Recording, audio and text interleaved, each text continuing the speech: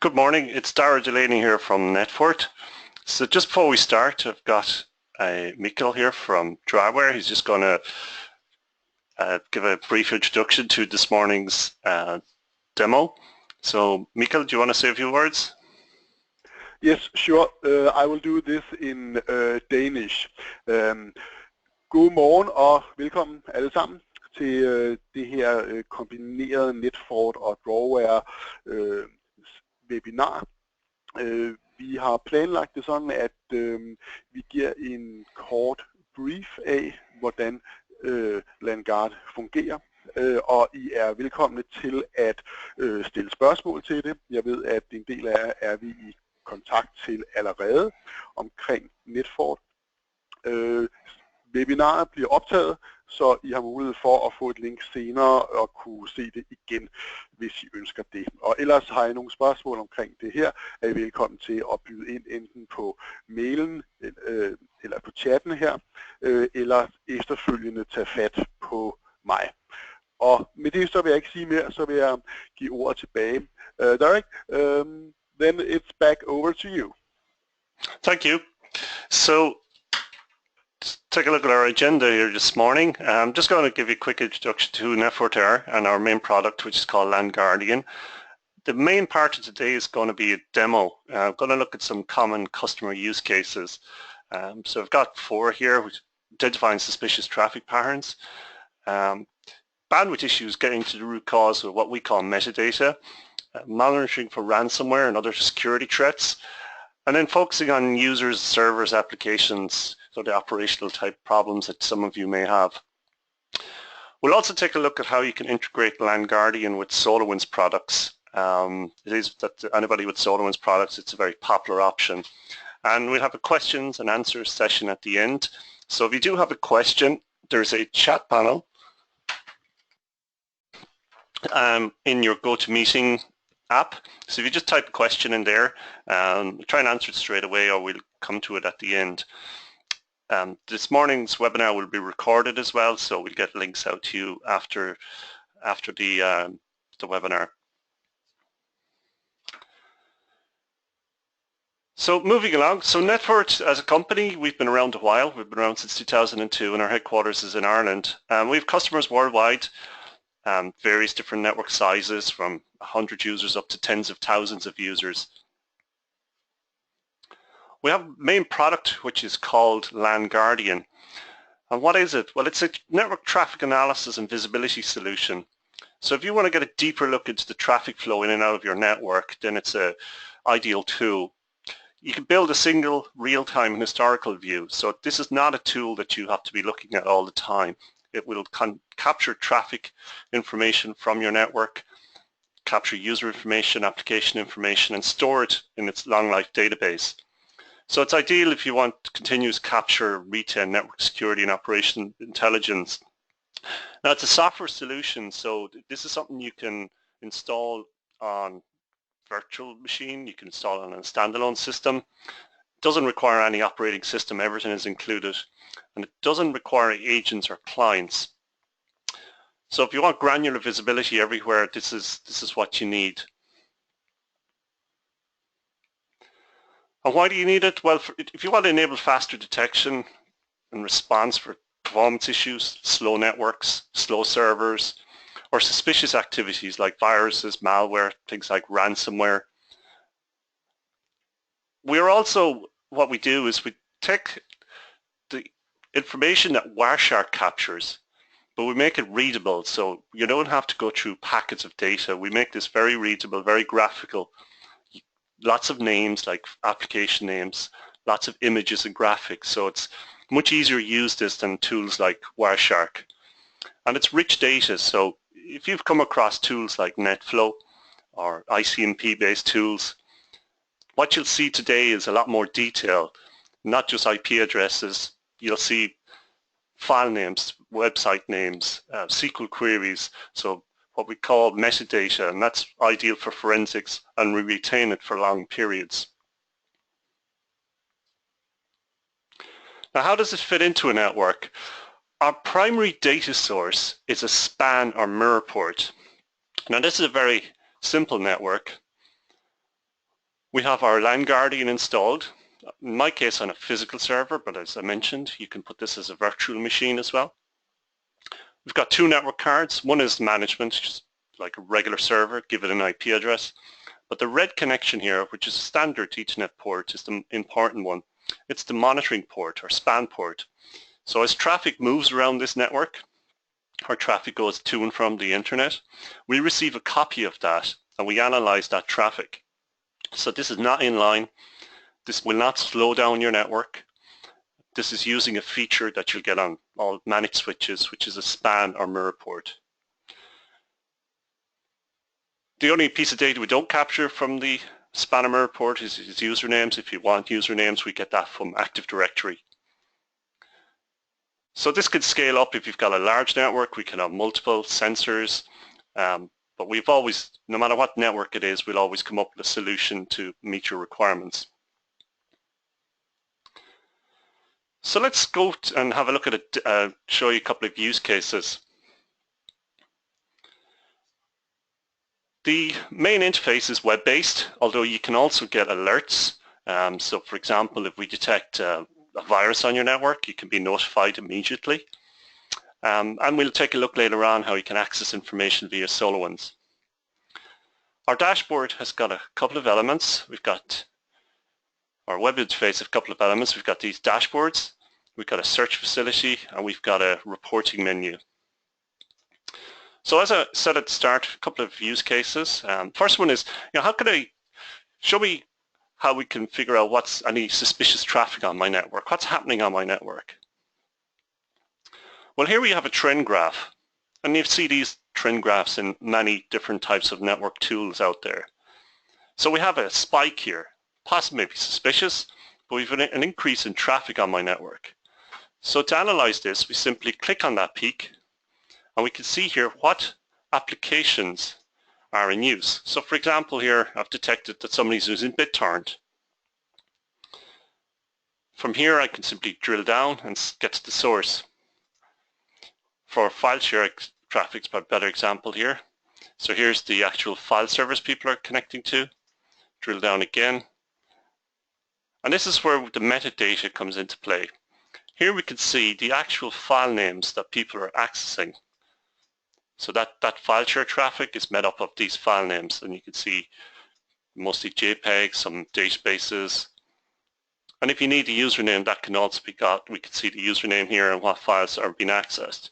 So if I go back to my dashboard, if I see an increase in traffic, something suspicious, like in the middle of the day, suddenly there's a large amount of data moving around, I can click on that peak, drill down.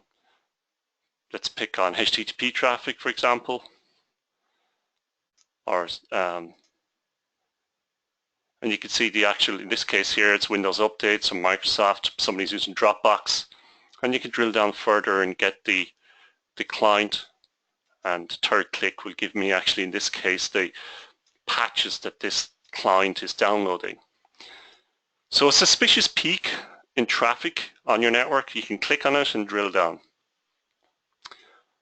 What's also very useful is to take a look at not just all traffic on the network, but let's say traffic that's coming inbound into my network. So this is where somebody outside has made a connection in. So I've got a network security dashboard here, and I've got traffic coming inbound on TCP port 10022. I'm wondering what that is. We click on the traffic volume here, and we can see somebody's actually has an SSH connection, a secure shell connection into my network over a non-standard port. I would expect to see that on port 22, but somebody's using it over port 10022. That's probably getting into some technical stuff here, but we have got the IP, the actual device internally, the port they're using, how much data they're sending and receiving. So this is kept long-term. If I needed to go back in time to find out when this occurred, if I drill down here, I can get the exact date and time when this connection was first established. So possibly when the firewall rule was changed. So about 3-4 clicks you can get into your Wireshark type information if you need it. But if you don't want bits and bytes, our dashboards are very visual. and you can click and drill down here if you spot something suspicious.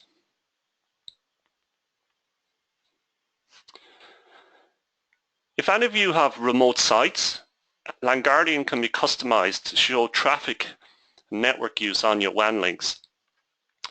Now what a lot of people do is we have a customization option here, and we have port variables. And then once off, what we could do is program in all our WAN sites, so we put in the subnets associated with them. So I've got one here, Copenhagen, and I've just put it in, its subnet associated with it. So that's a once-off task that I would do. What that means is that if I need to show what's happening on that link, so our link to and from that remote site, if I take a look at top protocols, for example, and if I just click here, I could pick a remote site. So let's focus on our Copenhagen site. We could pick a time range, if it's a problem in the last hour, there was a problem yesterday, whatever time range I want, and run the report. 42% of bandwidth on this link is file share traffic, 36% of bandwidth use is HTTP. So between those two, we've got up 90%, almost 90% of traffic on the link is web and file share. If I need to know more, I can simply click and drill down. There are two clients responsible for the traffic, or two servers. These are the clients at the remote site. And in this case here, somebody's accessing an archive file across the WAN link. Who is it? We've got the user here. So Bill in our Copenhagen site has accessed a PST file. So that's why we've got such high bandwidth use. User probably needs to copy that file locally and not be accessing it across the WAN. So the report filters are really useful if you want to focus on things like WAN sites. And as you can see here, the detail we provide when it comes to bandwidth use is way better than tools like NetFlow. We can actually show you what files or what websites people are accessing that's using up all your bandwidth.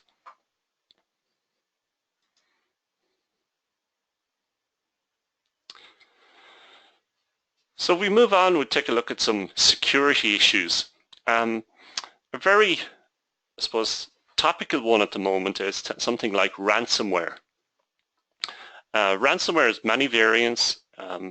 Antivirus tools struggle to keep up because there's always new variants coming out. So it is a difficult one to detect at a client level. One thing ransomware does, however, it's common across all the variants, is that it will seek your network shares, find your network shares, and encrypt your data on your network shares, which can bring an entire department or even an entire company may need to shut down when users can't access their data on the network shares. Our approach to detect ransomware is based on the number of renames. So I have a separate system here where I triggered a ransomware type attack this morning.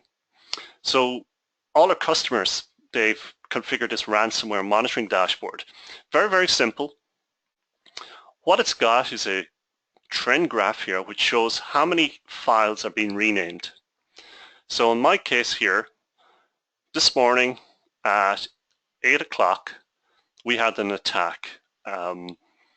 The number of renames went up to 31.4 VINs per second. Seems like it's a random number, but our analysis tells us that if you have about 4 VINs per second, that's an automated file renaming action, and that's a sure sign of a ransomware attack. If I need to drill down and find out the source here, I can get that's the user version. Let's get the IP address. Here's the client responsible. So this client here on my network renamed a whole bunch of files. You can see the .crypt extension here. Thousands and thousands of renames on the file server. You've got the path here. So if you want to find, for example, the source of ransomware on your network, LANGuardian is a fantastic tool because it doesn't matter what the client is, we'll detect it. Now, one thing is, okay, this is a nice report, but what if I want this alert? I want to be alerted. I don't just want a dashboard. I need an alert when this happens. So that can also be set up. So for example, if I go to settings, if I go to my trends, I've got my rename trend in here I created this morning.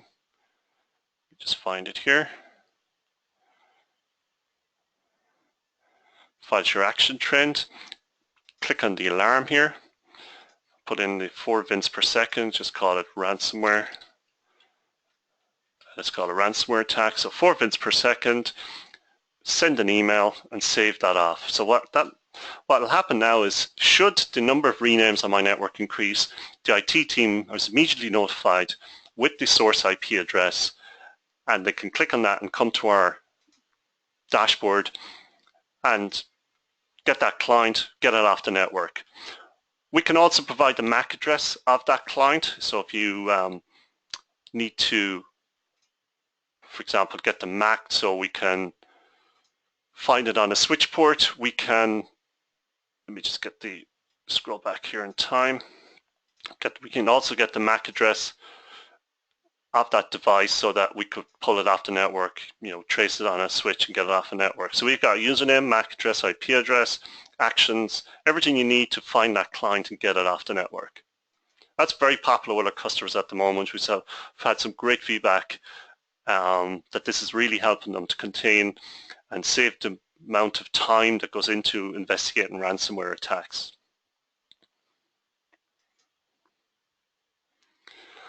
The LANGuardian includes both traffic analysis and intrusion detection. So the intrusion detection is based on using your rules. So there's a rule engine in there. There's hundreds and hundreds of attacks, viruses, vulnerabilities that we can detect. It updates automatically, so you don't need to know about updating IDS systems. It all updates automatically. We publish our rules on the website, so your systems will update to check every hour. The output of our network events, the output of our intrusion detection engine is this report here, which is network events. So if you're interested in detecting Dropbox, we've got signatures for that. These can be switched off if you're not interested. For example, I've got BitTorrent detected here. We also have Skype. So these can be switched on or switched off depending on your requirements. Here, for example, I've got somebody's installed BitTorrent. If I drill down on that, what I see is the clients that are using it. And we also include the info hash. This is very useful metadata. So I just open that new tab because it allows me to look up what is the download. In this case here, somebody's downloading Linux. But if you've got users maybe downloading movies and you just want to see what it is, are they using it for business use, LANGuardian will detect BitTorrent use and give you that metadata so that you can determine if it's business use or if somebody's just using your network to download music and videos.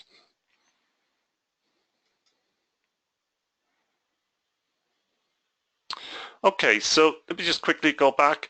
So there's some of the, so identifying suspicious traffic patterns, we've looked at things like a peak and a sudden increase in traffic on the network, drilling down. We can look at bandwidth use, the ransomware. So the next couple of use cases I want to talk to you about is, what if you've got a user on the phone complaining, or what if your server team are saying, well, one of the servers is slow, it must be a network problem because everything looks okay to me, or they're saying there's an application problem and they're blaming the network.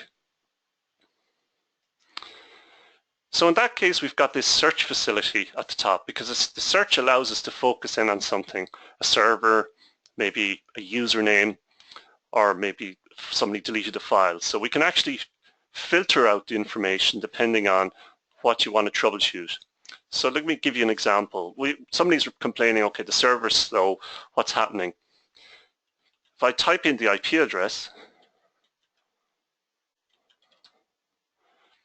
select the time range, so when is the server, when did the problem come in? Well, we don't know, but sometime over the last day, so we select the time period and run a search. So this shows us then the traffic profile of that server, so mostly Oracle traffic, some web. What are the top talkers? So this machine is connecting to a number of external devices, it looks like, the amount of traffic. It's also connected to some websites. The IP address actually happened upon here looks like a client rather than a server, but the same process, or you would apply the same actions, server or a client. Reason I suspect this is a client because it's running BitTorrent and it has Skype and some of the websites it's accessing would look more like a client.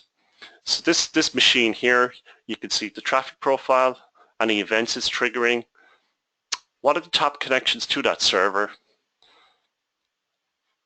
any websites the server is accessing, so if it's downloading Windows updates, for example, any files that are being accessed on the server. So this panel here allows you to focus in on traffic and security information to have it all in one screen. So if it is a problem where you have a lot of connections to the server, a lot of traffic being downloaded, maybe backups running, you'll be able to see it all in this one screen here. If it's a user complaining, they're ringing up and they're saying, guys, the network is slow, what's happening? We can search based on a username. So we'll let's put in Dan. So this is the Active Directory username. Run a search. So we can see here that 59% of traffic from Dan's machine is web. So file share traffic, quick check of the web traffic case. So downloading something from Netfort.com, downloading our OVA. So Dan has been downloading our trial software. So if users are complaining and you just need to see, well, what applications are they using?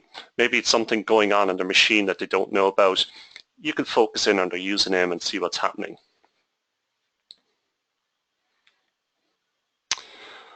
Okay, so again, just to remind you that if you have any questions, if you use the chat panel, we'll have a Q&A session at the end.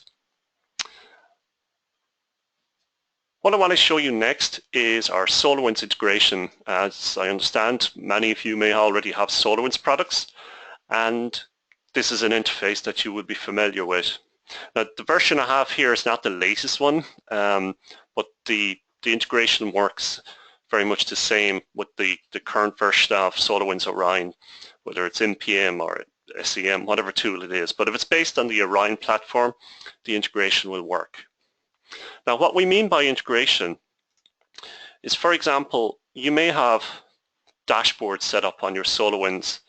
I'm looking at SolarWinds Orion NPM here. So let's go for example, let's go for the data center. So I've got some elements added here, but what I have is, for example, top network users. So this information here is from LANGuardian. Now, the information is not sent into the SolarWinds database. This is simply a query that SolarWinds comes to us with to say, okay, what are the top users? And the information then is pulled from our database and displayed within the SolarWinds interface. And you could do the same analysis that you saw me doing earlier on from within SolarWinds. So I see Laura here in finance, click and drill down. You can see the applications the users has running, drill down again, and you'll be able to see what files the users accessed. So all of the analysis you saw me do earlier on can all be done within SolarWinds. Another interesting one is if you've got, for example, a slow server. So SolarWinds finds, let's say, that the disk is full on one of your file servers. So I've got the main file server here. It's actually down at the moment, and I just want to see what happened to that server. Who was connecting to it just before it went down? So this screen here, which is the node details page, shows us the traffic report for this server in the last, I think this looks at the last hour. So some file share traffic, but there was a huge volume of file share traffic in the last hour. And here now we can see the clients that connected to this file server. And drill down again, and you can see that they're connected to it. So if you've got a problem with a server, we can bring some extra detail here to help you troubleshoot problems.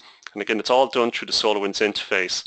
You don't need to be switching between our system and SolarWinds. Everything all the data that we capture can be displayed within the SolarWinds interface here. And it works with NPM, SEM, all of the Orion-based tools, our integration. You could get our data onto the dashboards or get them on pages like Node Details.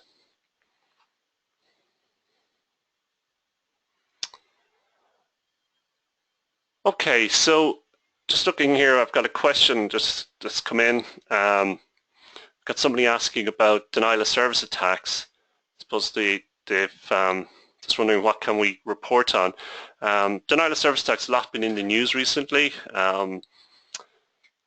Fair few of them based around NTP and DNS type attacks, but there's others recently. There's been vulnerabilities found with some popular firewalls. So if you use certain ICMP traffic, you can bring down, even Cisco firewalls can be brought down. So just show you typical example of what we can do when it comes to DDoS type attacks, or certainly even just getting alerting in place or getting some reporting. So on a normal network,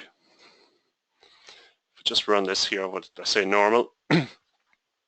This is very much a summary of traffic on this network over the last 24 hours.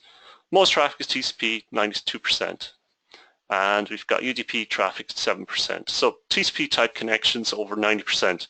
That was very normal. That's what I would expect on any network.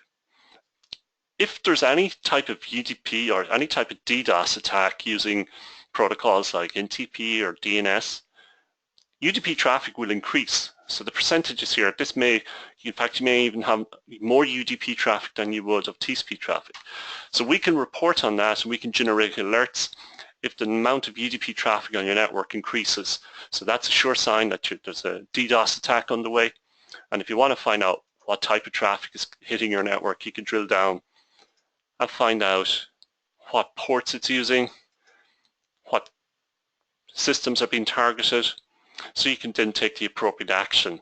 So if you're worried about DDoS, LANGuardian is a great tool to allow you to get alerts, but also store information historically so that if you needed to go back in time, see when the attack occurred, you can do that.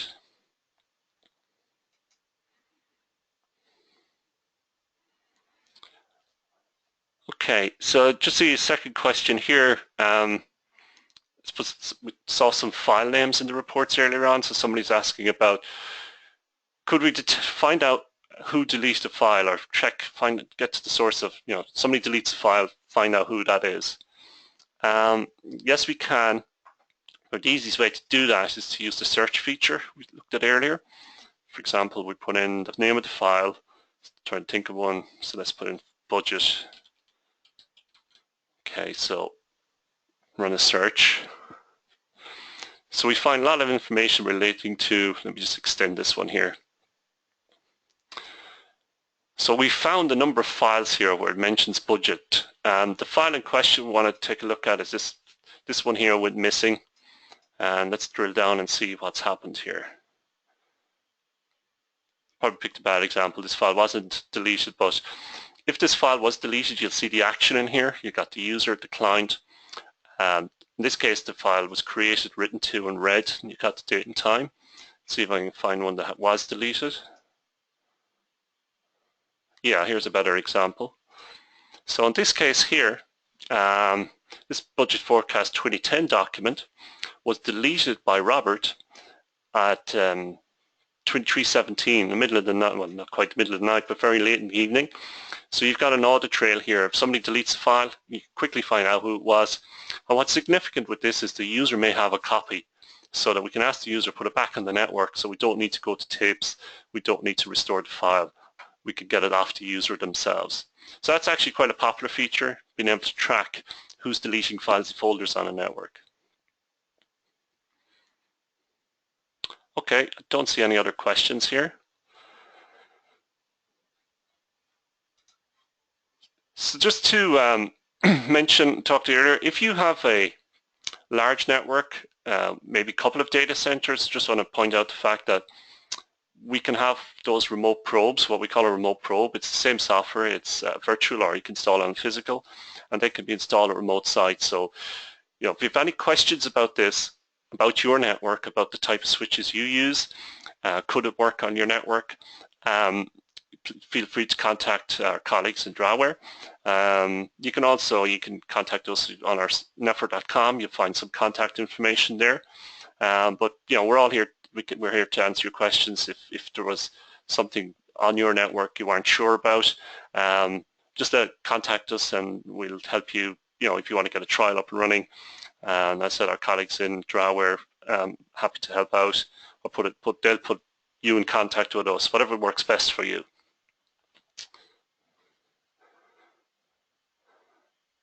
Okay, so that's me finished for the moment. Just see. So, Mikael, is there anything? Are you there? Oh, I think you're muted at the moment. Is there anything you would like me to, Nancy, want me to cover, or do you want to close out the webinar? Yeah, I'm here. One of the issues that we get some questions about also is the new European rules for handling IT security. And we actually recommend Netfort in this actually to do the required information. In this new law, there are some issues about that you need to be able to identify where your intrusion comes from within 72 hours, and you actually have to report this to a local Danish government agency. With this info, you need to say when were you attacked, what was attacked, and how did you what did you do to prevent this.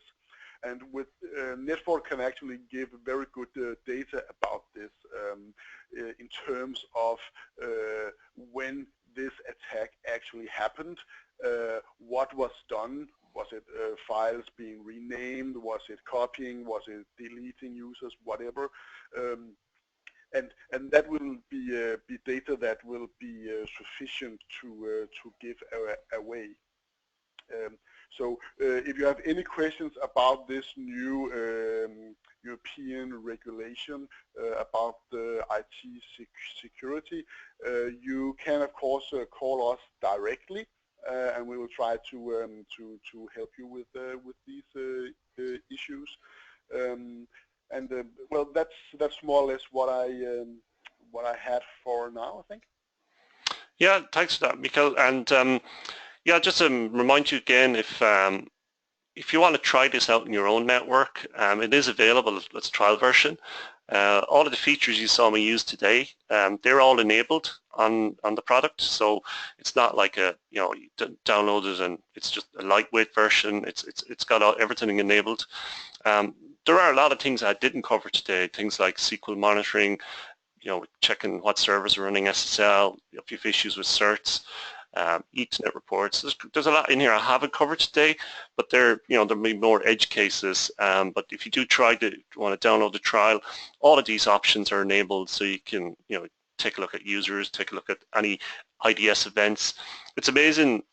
I work with customers all around the world, and no matter what network, we always seem to find some issue that they didn't know about. It could be some port that was open on a firewall, and somebody's found it, and they're trying to maybe remote desktop onto something, or somebody's connected to a service and they're sending files. It's amazing, near every customer I work with, we find problems that they need to fix, and it just helps then make their network more secure. So if you want to try it out, and our guys in Draware and ourselves happy to help out and answer any questions you may have. All right, so well, I'll end for now then. We have it recorded, so we'll send you that on. And if you need any other information, we'll follow up with you later on. So, Mikael, unless there's anything else, we'll end the webinar, yeah?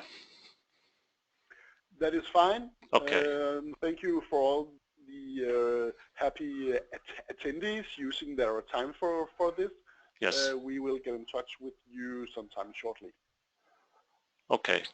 All right, everybody. Well, enjoy the rest of the day. Thanks, everybody. Bye.